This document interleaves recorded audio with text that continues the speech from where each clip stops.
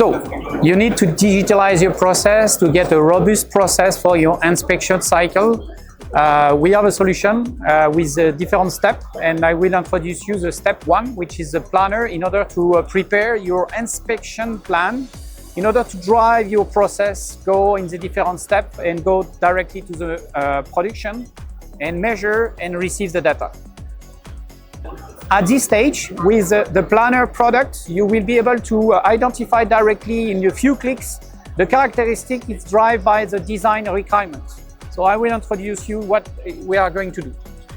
So first, I will open my CAD file, just get a CAD file information, and as you can see, there is some PMI stuff, and I will directly click on this stage to identify all the features, all the characteristics directly from the system. So here you see no user intervention, directly from the design, and the design drives me for this inspection plan.